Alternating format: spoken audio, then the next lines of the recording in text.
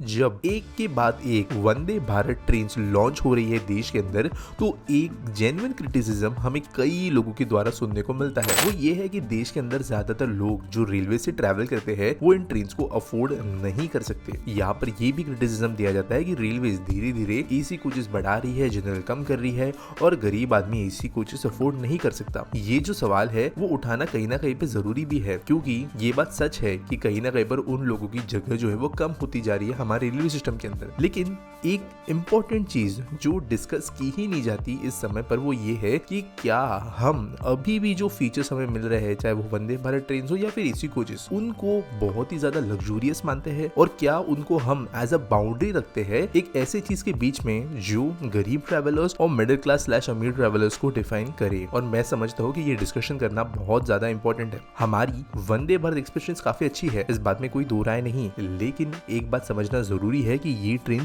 Ultra world class भी नहीं है। दुनिया भर के अंदर अगर आप ट्रेन से कंपेयर करो तो ये बहुत कॉमन चीजें है। अच्छा सस्पेंशन होना, अच्छा एक्सेलरेशन होना, अच्छा ट्रैक्शन होना, कंफर्टेबल सीटिंग होना और दूसरे फीचर्स। हाँ, कुछ स्टैंडर्ड फीचर्स हमारी ट्रेन में है, लेकिन इसके अलावा हम बस वर्ल्ड लेवल पे अब कंपीट कर रहे हैं, ना कि उससे सरपास। और वही हम हमारे बाकी पूरे रेल नेटवर्क को कंपेयर करें तो हम जिन देशों से इकोनॉमिकली लड़ रहे हैं उनसे अभी भी बहुत पीछे है। और इसी के अंदर सवाल आता है एयर कंडीशन ट्रेन का, क्या ये लग्जरी है या फिर एक नॉर्मल स्टैंडर्ड। और मैं इसके ऊपर आज डिस्कशन करना चाहूंगा और मैं चाहूंगा कि इस डिस्कशन के अंदर आप सभी लोग इन्वॉल्व हो। एक हिस्टोरिकल बैकग्राउंड चीजों से रिलेटेड समझना हमें जरूरी है कि कैसे चीजों को डिफाइन किया जाता है एज लग्जूरियस या एज अ बेसिक नीड। अगर हम आज से 100-150 साल पीछे जाए तो जिन घरों के अंदर खिड़कियां हुआ करती थी कांच की, उन घरों के अंदर रहने वाले लोगों को बहुत अमीर माना जाता था। इनफैक्ट जितनी खिड़कियां होती थी उतना ज्यादा टैक्स लगता था यूरोप के कुछ देशों के अंदर, क्योंकि उन लोगों को अमीर माना जाता था, क्योंकि कांच एक्सपेंसिव था, कांच नाजुक था और आसानी से टूटता था। लेकिन समय के साथ में खिड़कियां एक नेसेसिटी बन गई और आपने देखा आज हर घर में खिड़की होती है, चाहे वो कितना भी नॉर्मल घर क्यों ना हो। सेम चीज बिजली के लिए है। देश के अंदर जब बना ताज होटल मुंबई के अंदर, तब ये देश का पहला होटल था जिसके अंदर इलेक्ट्रिसिटी थी। आज अगर हम ऐसे एडवर्टाइज करें कि इस होटल में बिजली है तो लोग ऑब्वियसली सीरियसली नहीं लेंगे, लेकिन उस समय पर बिजली होना एक होटल के अंदर और बिजली के जरिए लाइट्स चलना बड़ी बात थी। चूल्हे पे एक जमाने में खाना बनता था, आज गैस, पाइपलाइंस और इंडक्शन लोगों के घरों में है। और चूल्हा जो है अति गरीबी का प्रतीक बन चुका है, जबकि गैस एक नॉर्मलाइज चीज बन चुकी है। आगे जाकर ये चीजें कंटिन्यू होगी और इसीलिए अगर हम ह्यूमन टाइमलाइन को कंपेयर करें तो जब कोई भी नई चीज आती है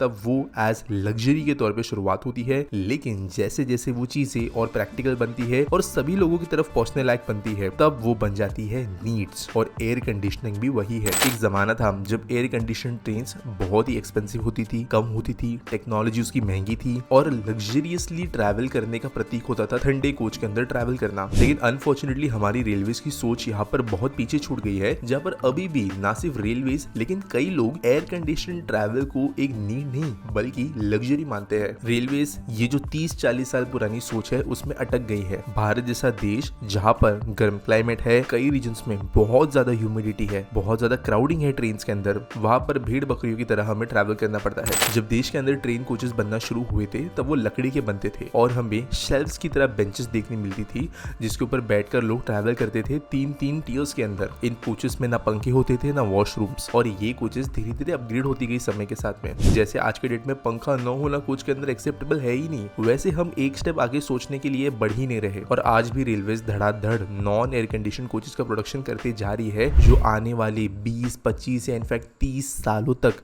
देश के अलग अलग कोनों में अपनी सर्विसेज देंगे। यानी कि 2050 में भी ऐसा समय रहेगा जब देश के अंदर हमें नॉन एयर कंडीशन कोचेस देखने को मिलेगी, और ये चेंज होना अब जरूरी है। मेरा पर्सनल ओपिनियन ये है कि एयर कंडीशनिंग आज की दुनिया में 2024 में लग्जरी नहीं बचा है, स्पेशली भारत जैसे देश के अंदर। और इसलिए रेलवेज, चाहे वो जनरल कोचेस हो, स्लीपर हो या कोई और दूसरी कैटेगरी, एयर कंडीशनिंग एक बेसिक फीचर होना चाहिए, वेंटिलेशन और वॉशरूम्स के जैसे। और इस चीज की शुरुआत आज होनी चाहिए, क्योंकि हमें 30-30 साल की लायबिलिटी पुराने कोचेस को बनाकर नहीं रखनी चाहिए। अब लोग कहते हैं इसका मतलब किराया बहुत बढ़ जाएगा, ऐसा वैसा। तो देखो, हाँ, किराया थोड़ा बहुत चेंज करना पड़ेगा, ये रेलवे वैसे भी चीज संभालती है। एक बात मैं आपको बताता हूँ, फर्स्ट एसी कोच जो होता है ना, उसमें रेलवे ज्यादा लॉस लेती है compare to normal 3 tier and 2 tier AC. ऐसा क्यों? क्योंकि यहाँ पर उसको लग्जरियस बनाने के चक्कर में स्पेस इतना वो खा जाती है कि कंपैरेटिवली ज्यादा बैठ जाएंगे दूसरे टियर्स के कोचेस। आज के डेट में एयर कंडीशनिंग इतनी एफिशिएंट है, ट्रेन जो हाई स्पीड पे चलती है उसका जो एरोडायनेमिक इफेक्ट बनता है खुले खिड़कियों की वजह से, जो सेफ्टी एस्पेक्ट है, सब चीजों को अगर हम कंपेयर करें तो एयर कंडीशन कोचेस की एफिशिएंसी एफिशिएंसी और नॉर्मल कोचेस की एफिशिएंसी में जमीन आसमान का फर्क नहीं है। फर्क जरूर है लेकिन जमीन आसमान का फर्क नहीं है। इसीलिए रेलवेज को अगर टिकट प्राइसेस में थोड़ी बहुत हाइक भी करनी पड़ी तो वो हल्की सी करे तो कोई दिक्कत नहीं है, लेकिन एक स्टैंडर्ड जो है वो इम्प्रूव होना चाहिए कोचेस के एयर कंडीशन होने पर। और सबसे पहले तो लोगों को ये मेंटालिटी बदलनी पड़ेगी कि एयर कंडीशनिंग एक लग्जरी है। कई लोग ऐसा कह सकते हैं कि मैं बहुत प्रिविलेज पॉइंट ऑफ व्यू से बात कर रहा हूँ, लेकिन मैं खुद अपने जीवन के अंदर जब पैसा कमाना मैंने शुरू किया उसके बाद में 24 इयर्स की उम्र में ही पहली बार एयर कंडीशन ट्रेन में मैंने ट्रैवल किया था,